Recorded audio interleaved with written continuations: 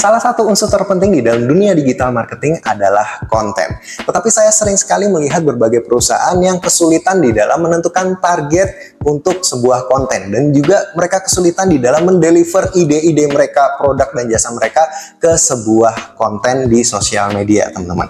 Dan hal yang paling saya sering sekali temukan di berbagai perusahaan adalah masalah 3 unsur ini, teman-teman.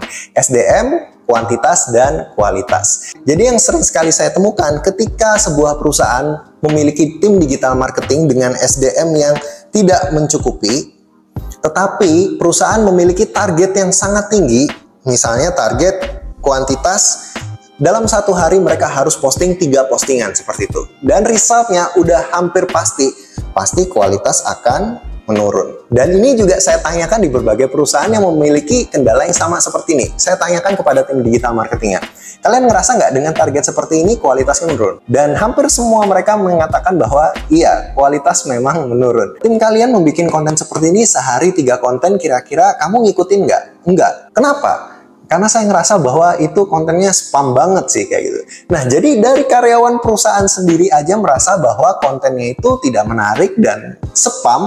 Tapi gimana kita ingin mendeliver kepada orang lain dan supaya orang lain itu nonton konten kita. Kita aja ngerasa bosan, kita aja ngerasa bete, kita aja ngerasa konten kita spam. Kok kita menyuruh orang lain untuk menyukai konten kita?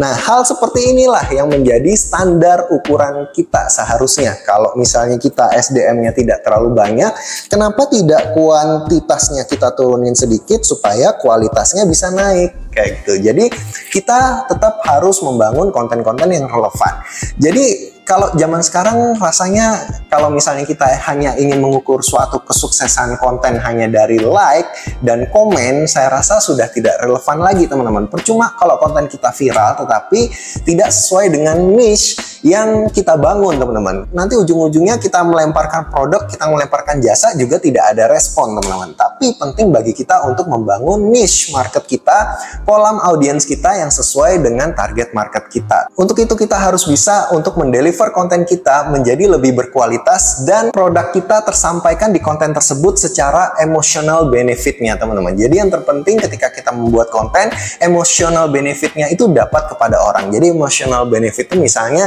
dari konten tersebut itu membuat orang happy, membuat orang bahagia, itu relevan nggak dengan orang tersebut. Habis itu barang yang kita deliver, produk atau jasa yang kita deliver ini bermanfaat nggak buat orang lain? Hooknya dapat nggak? Nah, hal-hal seperti itulah yang harus kita pikirkan di dalam membangun konten. Tidak hanya target kuantitas yang tinggi, tapi kita juga harus mengutamakan kualitas.